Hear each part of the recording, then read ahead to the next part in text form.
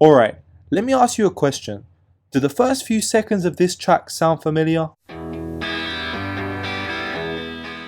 Even if you can't quite put your finger on it, I'm almost certain that every rock fan watching has heard something like this before. But what if I told you that this track came out in 1979, not the 1990s?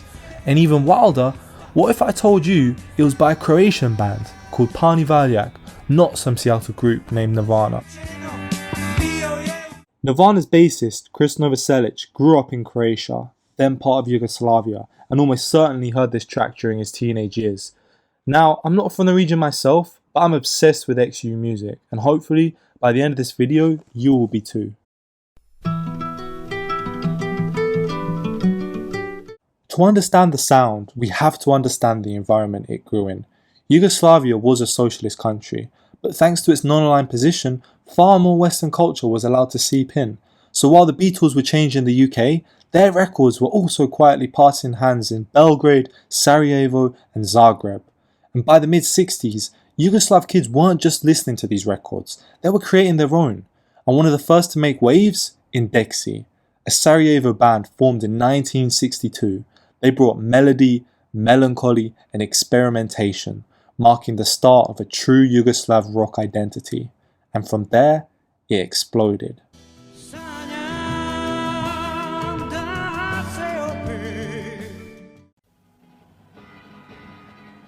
Indexi were massively inspired by the Shadows and the Beatles, releasing a flurry of singles across the 60s and 70s as they moved towards a psychedelic pop rock sound, something not far from Sgt. Pepper's, with the added soulful power of Davorin Popovic's vocals. The 70s brought diversity.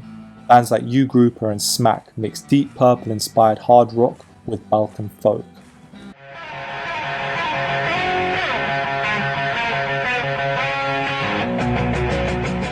Leb I Sol from Macedonia fused jazz and traditional rhythms.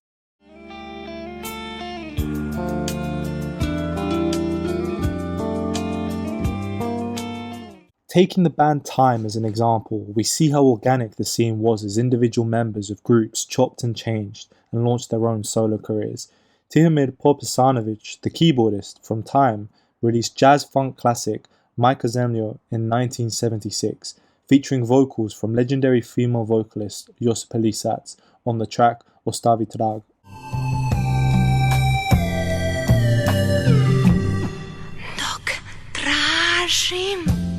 The members of Time would also collaborate with Josipa on her own successful 1973 debut, Dnevnik Jednoj ljubavi. Jedna mladost, jedan svijet nade. The success of these pioneering groups set the stage for the commercial revolution, dubbed Dugme Mania.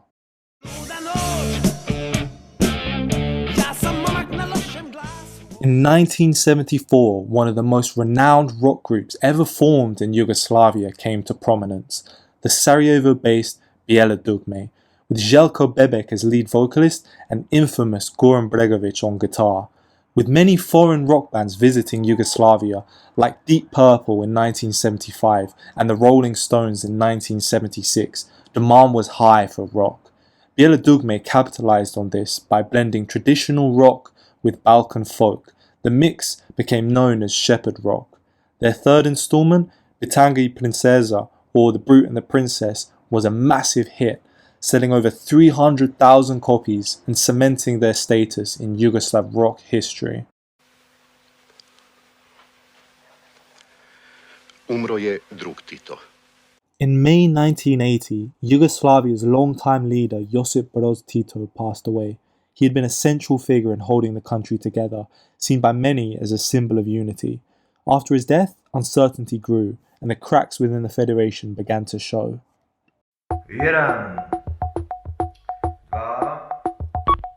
Nevertheless, this politically charged atmosphere of the late 70s and early 80s provided fertile ground for the Yugoslav punk and new wave scenes. During this period, new wave and punk were interchangeable, sometimes referred to as Novi Val, influenced by bands like The Clash, Sex Pistols and Talking Heads. The music from these scenes was sharp, poetic and unlike anything heard before.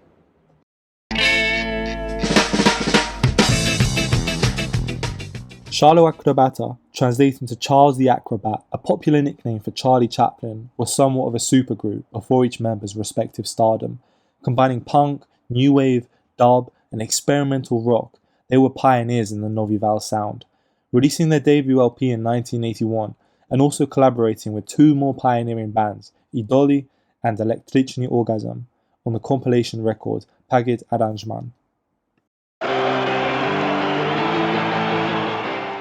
Turning our heads to Zagreb's Novi Val scene, we see bands like Azra, headed by Johnny Stulic, crafting iconic releases such as the 24-track epic Sunčana Strana Ulice, filled with sharp, post-punk and new wave anthems like Užas je moja furka, Kurvini sinovi, and Poljubim me.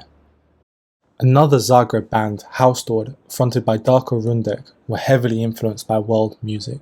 They crafted several critically acclaimed albums, mixing new wave and post-punk with ska and reggae. Their 1985 release Bolero even featured a hip-hop track, Take the Money and Run, a real tribute to how innovative these bands were.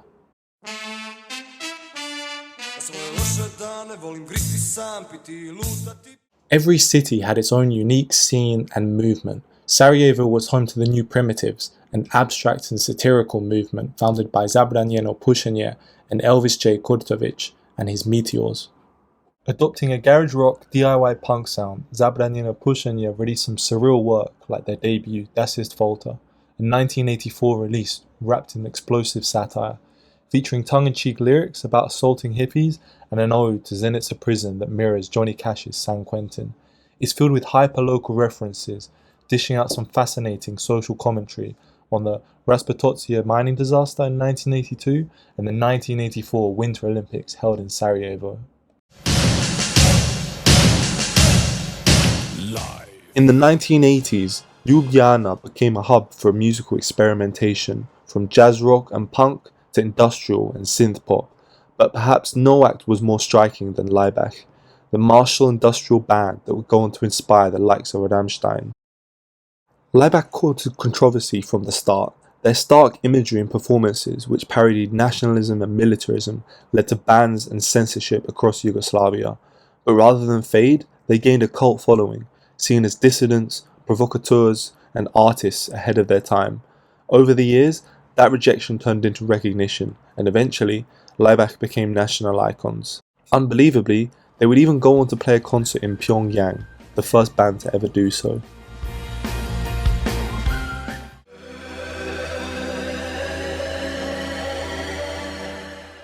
In a completely different lane, Videosex emerged as one of Yugoslavia's most prominent synth pop acts, delivering a string of mainstream hits throughout the 80s.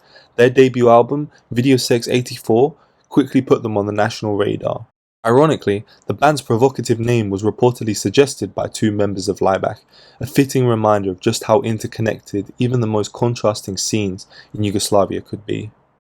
Different music genres rose, evolved, and declined at different times and in different places across the republics. Moving away from rock, funk and disco began gaining traction in the 1980s, drawing inspiration from the earlier jazz innovators like Boško Petrović, Duško Gojković, and their various ensembles.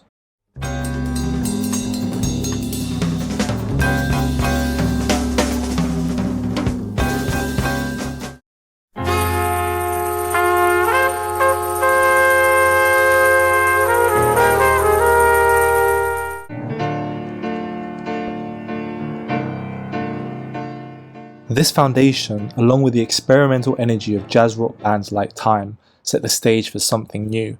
The result was a wave of underrated but unforgettable funk and disco artists, including Boban Petrović, Zdenka Kovačiček, Igor Savin, and Kim Band, each offering their own unique twist on the groove, heavily inspired by groups like Earth, Wind and Fire, who performed across Yugoslavia in 1975.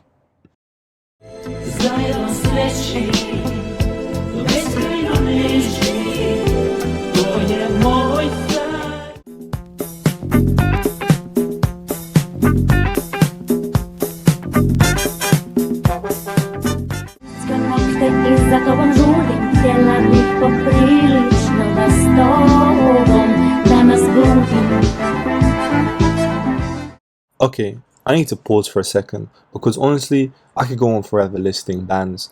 I haven't even touched on Leb I Sol or Valjak, Osmi Putnik and Jaboni, Film, or Georgia Balašević. I haven't even mentioned how Kendrick Lamar sampled a Slovenian jazz rock track. But if I tried to cover it all, this video would be several hours long. So let's pull back and return to Belgrade, back to Šalo Akrobata, a band that, despite their massive influence, didn't last long. After just 2 releases, they disbanded. But in hindsight, it might have been a blessing in disguise, because one member, Milan Mladenović, would go on to become the defining voice of Yugoslavia's 1980s music scene. Today, streets and parks in 3 major Yugoslav-era capitals bear his name, not just because of his music, but because of what he stood for. Mladenović, the son of a Serbian father and a Croatian mother, spent his youth in Zagreb, Sarajevo and Belgrade. In a region often fractured by division, he came to embody unity.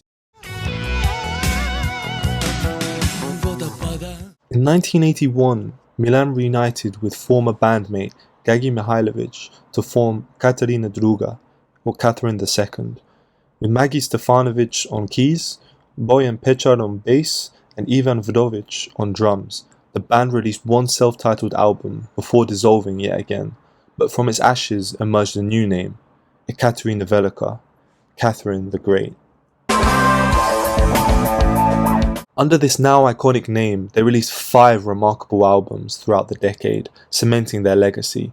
Ekave's sound, dark, urban and emotionally charged, began with gothic post-punk roots but evolved into a more mature, introspective form of alternative rock by the late 80s.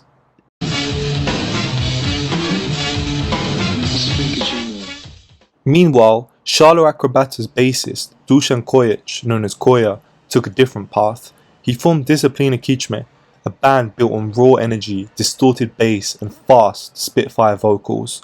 While they never reached the mainstream heights of Ekave, their sound was fiercely original, a chaotic blend of punk and noise rock, and they quickly earned a cult following across Yugoslavia's underground scenes.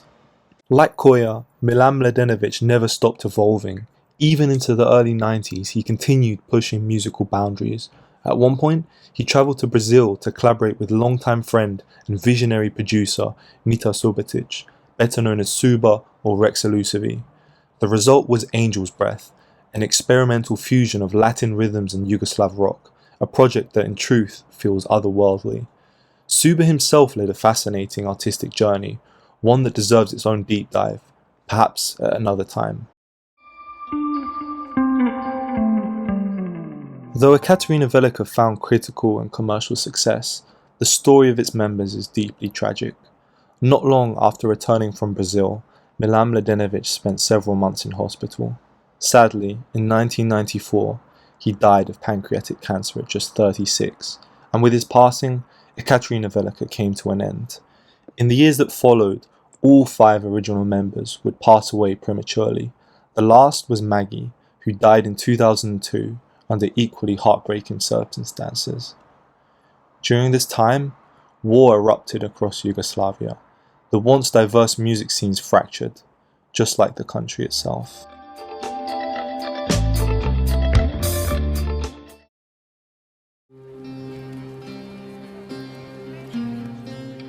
But Milan's story lives on through the Milan Mladenović Foundation, an organization dedicated to preserving his legacy. They publish his work and present a regional award for musical innovation, the Milan Mladenović Award. And across the Balkans, the spirit of creativity and authenticity continues, carried forward by a new generation of artists, from Skopje's punk outfit Lufthansa to Sarajevo's rock group Zostar, to recent Milan Mladenović Award winners Nemeček. The legacy lives on.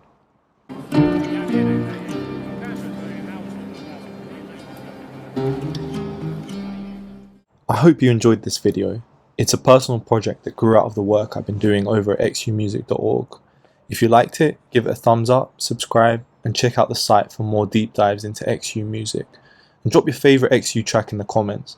I'll try to read them all, and who knows, maybe it'll end up in a future video.